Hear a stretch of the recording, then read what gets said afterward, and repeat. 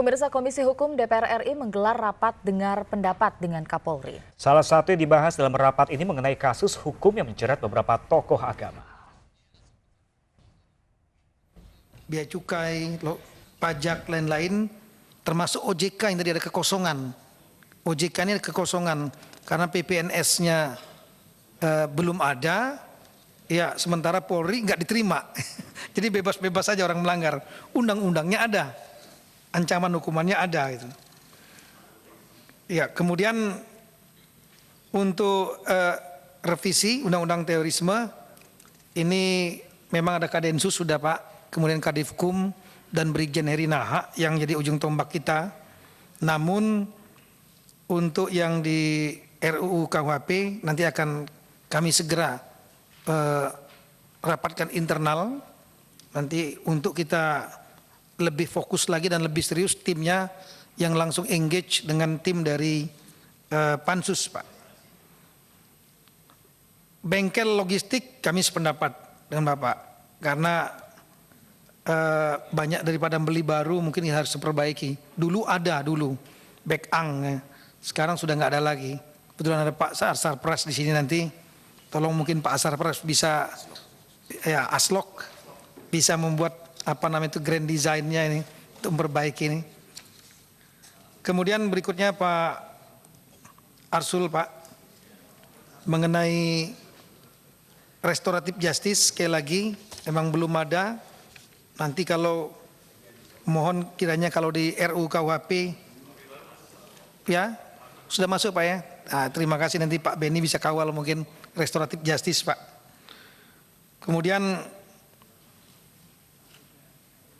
apakah tidak dibahas saja pengalihan kewenangan ini tidak dibahas di Kemenko Polhukam.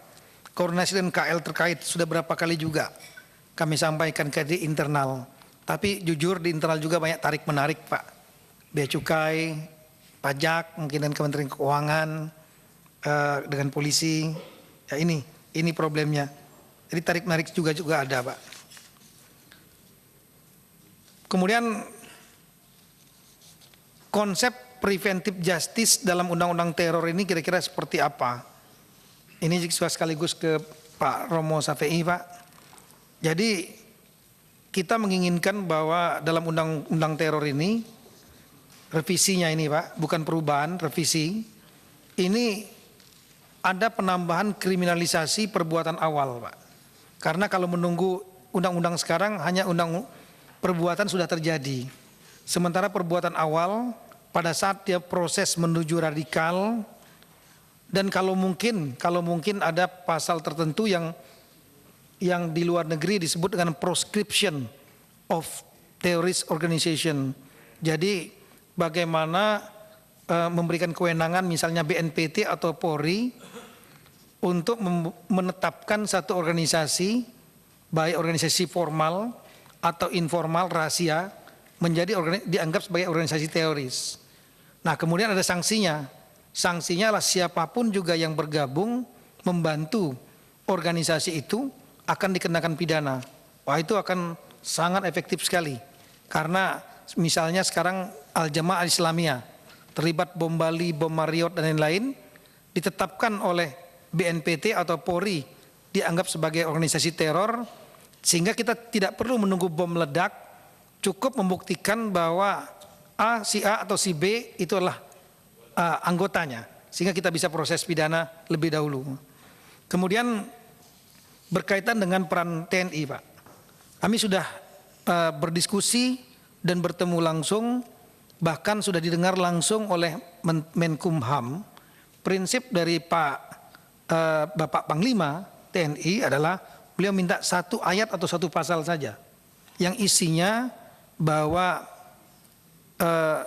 terorisme adalah kejahatan terhadap negara. Jadi bukan keamanan negara, kejahatan terhadap negara. Nah, saya tanya implikasinya akan dicantol ke undang-undang TNI, yaitu operasi militer selain perang, TNI dapat bertindak jika ada perintah dari presiden tanpa memerlukan bantuan dari permintaan bantuan dari kepolisian. Tapi dalam keadaan-keadaan khusus seperti kasus Tamrin, kasus Tinombala kalau memang kesulitan dan mengancam bisa langsung. Itu harapan dari beliau. Jadi cukup menyampaikan kepada kami, bahkan menyampaikan dengan Pak Menkumham, bila perlu tidak usah kata-kata TNI, tapi cukup terorisme adalah kejahatan terhadap negara. Itu mungkin bisa dikonfirmasi ke beliau, Pak. Meskipun dalam praktek kita juga tentunya mengharapkan TNI dapat masuk juga di pencegahan melalui BNPT. Sekarang direktur deputi pencegahan sudah dari TNI, Pak Maijen Abdurrahman. Kemudian juga di moderasi atau rehabilitasi. Itu juga kita harapkan teman-teman TNI dengan kemampuan intel dan kemampuan teritorialnya dapat bersama-sama dengan Polri dan semua stakeholder untuk menangani. Karena di dalam undang-undang teror itu hanya berisi perbuatan dan sanksi hukum. Sementara bahasa pencegahan dan bahasa rehabilitasi belum ada. Ini kita harapkan bisa muncul sehingga penanganannya akan lebih komprehensif. Kemudian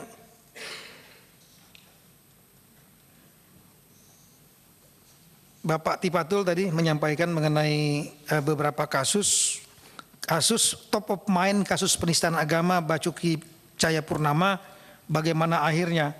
Ini sudah masuk domain ke pengadilan, kami Polri sama sekali sudah tidak. Ini berkaitan dengan pertanyaan-pertanyaan tadi. Ada beberapa kasus pasangan calon yang dilaporkan kemudian diproses oleh Polri. Nah ini memang dilematis, kami dari awal sudah kami sampaikan.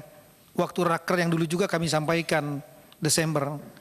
Bahwa kalau kasusnya saudara Basuki Cahayapurnama diproses, maka sebetulnya ada surat edaran dari Kapolri yang lama 2 kali. Pak Sutarman dan Pak Badrodin Haiti untuk mempending semua proses hukum pasangan-pasangan calon sampai dengan selesai. Namun tuntutan saat itu sangat keras sekali agar saudara Basuki Cahayapurnama diproses hukum. Sehingga kami melihat situasi dan memang surat edaran itu tidak memiliki dasar hukum yang kuat. Bukan perkap, bukan apa-apa, surat edaran saja. Sehingga akhirnya kita nafikan. Dan proses hukum Basuki Cahayapurnama meskipun saat itu sudah sebagai pasangan calon ditetapkan, kita teruskan. Tapi sudah kami sampaikan resikonya kalau nanti ada 100 pilkada lain, ada yang melapor, kami nggak bisa nolak. Karena Basuki Cahayapurnama proses hukum. Termasuk kalau ada pasangan calon lain di Jakarta yang dilaporkan, kami juga nggak bisa nolak. Karena Basuki Cahayapurnama pun diproses dan bahkan sudah sampai di sidang. Berlaku azas equality before the law. Itu problemanya. Kemudian masalah bendera-bendera yang ditulis, ini sudah kita proses karena memang waktu itu viral di media massa, sehingga kita akhirnya melakukan langkah, cari, tangkap, tapi setelah mengetahui motif yang bersangkutan ini tidak sama sekali untuk membuat negara dan lain-lain, hanya euforia saja, dan kemudian yang bersangkutan juga punya tanggungan anak, sehingga kita segera keluarkan, dan ini kita sampaikan di media sebagai bagian dari pembelajaran dan sosialisasi. Sekarang yang bersangkutan sudah tidak di kita lagi, sudah pulang ke rumah, sudah lama sekali. Kemudian mengenai masalah simbol-simbol PKI, saya kira yang banyak ini kita tetap berpatokan kepada undang-undang. Undang-undangnya jelas melarang, Undang-Undang nomor 27 tahun 99, yaitu penyebaran Marxisme, Leninisme dan lain itu dilarang. Maka kami konsisten, begitu ada simbol-simbol seperti ini, baju dan lain-lain, ya kita proses. Meskipun banyak juga yang kontra mengatakan ini kan sekedar euforia anak-anak dan lain-lain. Tapi tetap kita melihat bahwa kembalikan lagi kepada aturan ya. Tidak boleh melakukan penyebaran doktrin Marxisme, Leninisme, dan komunisme. Itu diatur dalam Undang-Undang Nomor 2799. Sehingga kita tegakkan aturan itu. Kalau ada yang memproduksi, kita tangkap pasti. Kemudian lanjut mengenai masalah putusan MK yang 7 hari. Memang ini menjadi dilematis bagi kami. Cukup memberatkan, tapi kita sudah kerjasama, Pak Kabar Eskrim sudah diskusi dengan jaksaan, membuat semacam MOU. Jadi diantaranya adalah agar kolom biasanya SPDP ini, surat pemberitahuan dimulai penyidikan, ini harus mencantumkan nama tersangka. Nah kita minta jangan dicantumkan nama tersangka, tidak wajib dicantumkan nama tersangka. Yang dicantumkan nama pelapor saja. Karena contohnya misalnya kasus pembunuhan, bom Bali, pelakunya tidak ada. Dalam waktu 7 hari kita sudah sampaikan SPDP, kalau disertakan tersangka, tersangkanya belum ketemu. Sehingga pelapornya saja cukup mungkin disampaikan. Kemudian ada beberapa inovasi dari Polres-Polres dan Polda, itu ada sistem nanti akan kita angkat ke tingkat nasional, yaitu SPDP online. Jadi dengan SPDP online ini, perkara yang masuk setelah dilidik, kemudian dinaikkan sidik, kita bisa langsung online sampaikan kepada kejaksaan. Ini di Jawa Timur beberapa Polres sudah melaksanakan. Contohnya di Lamongan. Kemudian untuk masalah FPU yang di Sudan.